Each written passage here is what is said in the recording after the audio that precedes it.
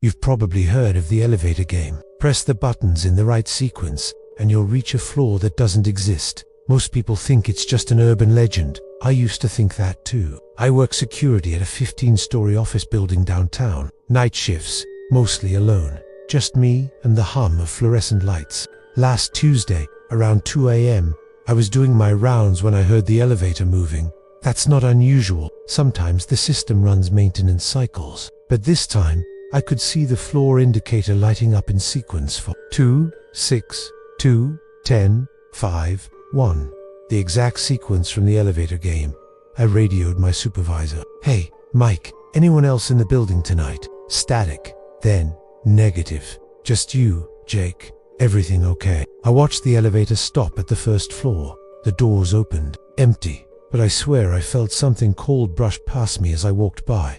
The next night, same thing. 2 a.m. Exactly. Same sequence. This time, I decided to investigate. I called the elevator and rode it to the first floor, then started the sequence myself. 4th floor, empty office cubicles, shadows from the streetlights. 2nd floor, conference rooms, chairs tucked neatly under tables. 6th floor, accounting department, calculators and coffee stains. 2nd floor again, but something felt different. The air was thicker. 10th floor, executive offices, family photos on mahogany desks. 5th floor, break room, vending machines humming softly. Then I pressed one.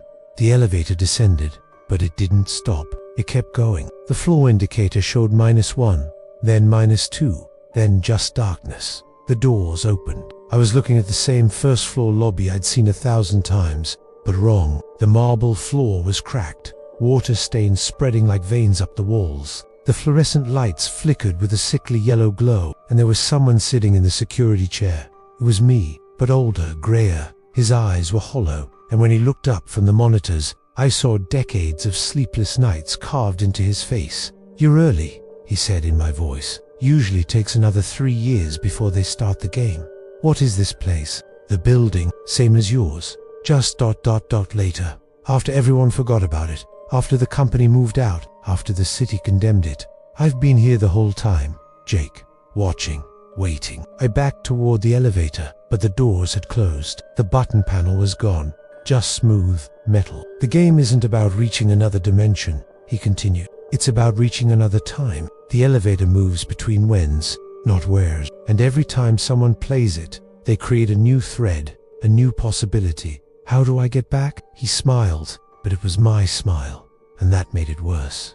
"You don't. You stay here and wait. Eventually, another night security guard will play the game, and when they do, you'll have someone to talk to, someone to warn, someone to take your place." I tried to scream, but no sound came. The old Jake stood up and walked toward me, and I realized I was walking toward the security desk. My legs moved on their own, like I was on rails. "Don't worry," he said as we passed each other.